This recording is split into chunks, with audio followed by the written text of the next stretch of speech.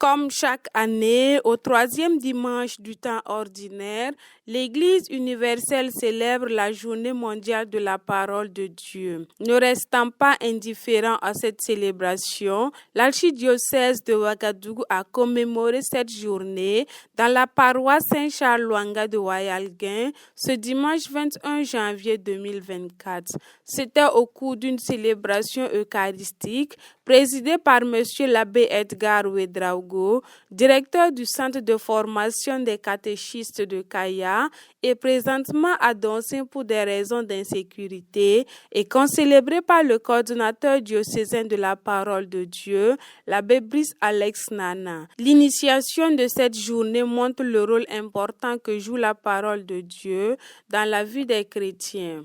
C'est la parole de Dieu qui est essentielle et pour montrer cela, le Saint-Père a voulu instituer ce jour de telle sorte à ce que les chrétiens prennent conscience que la parole de Dieu doit être au centre de leur vie, de leur existence. Parce que c'est cette parole qui va féconder, c'est cette parole qui va illuminer, c'est cette parole aussi qui va nous aider à marcher dans la vie.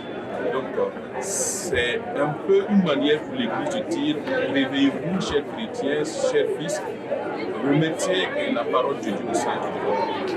Cela ne veut pas dire que c'est ce jour seulement qu'on doit célébrer, mais il faut que ce soit un rappel pour que les jours qui suivent, les autres jours aussi puissent vivre selon la parole de Dieu. La parole de Dieu doit aider à construire un monde meilleur, aider à vivre en paix. C'est alors une parole qui doit être annoncée partout dans l'extrémité du monde. Le célébrant principal a appelé les évangélistes à soigner leur façon d'annoncer le message du salut. Le chrétien devrait se plaire à appeler tout le monde à écouter la parole, pas par la violence, mais simplement en proposant par son modèle de vie, aussi par l'efficacité de cette parole. Et pour que l'efficacité de cette parole puisse être effective, j'ai demandé à ceux qui sont au service de la parole de Dieu s'ils pouvaient soigner la manière de dire la parole de Dieu, de proclamer la parole de Dieu. Et si en venant pour lire, on peut aussi se mettre en retraite par notre comportement, notre manière d'être et de faire, pour que la parole puisse être vraiment célébrée et non que l'individu soit célébré.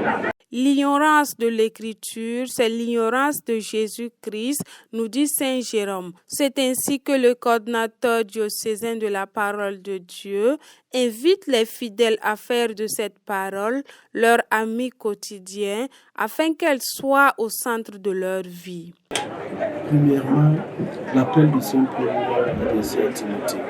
2 Timothée, chapitre 4, verset 12.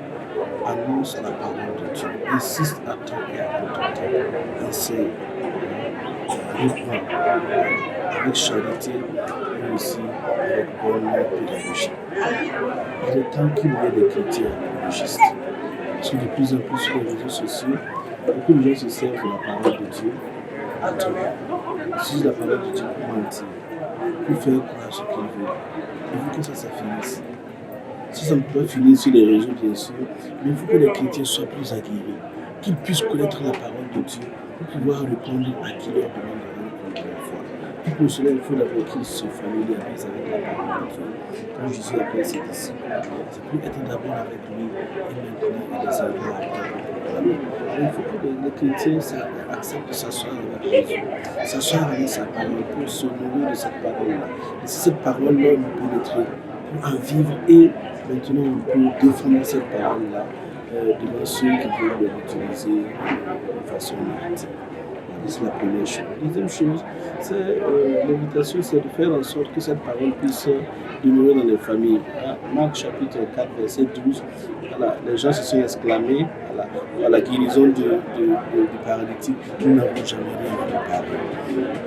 Si nous voulons que les choses, des miracles, s'accomplissent dans nos vies, dans nos familles, que nous puissions faire en sorte que Dieu soit invité dans nos familles, que sa parole soit présente dans nos familles. Et nous verrons que nous ferons encore ce qu'il a fait depuis 2000 ans, que nous soyons résolus et qu'il nous aide à vivre les secours dans la foi. En parlant de Moïse et de tous les prophètes, Il leur interpréta dans toute l'Écriture ce qui les concernait. C'est sous cette thématique que s'est tenue la Journée mondiale de la parole de Dieu dans l'archidiocèse de Ouagadougou. Plusieurs activités ont été menées au cours du mois de janvier dédiées à la Sainte Bible. Entre autres, l'intronisation de la Bible dans les paroisses, le pèlerinage de la Bible dans les familles, les formations bibliques dans les paroisses. Il y a eu aussi la lecture publique de l'Évangile de Saint Marc au cours de cette journée mondiale de la parole de Dieu.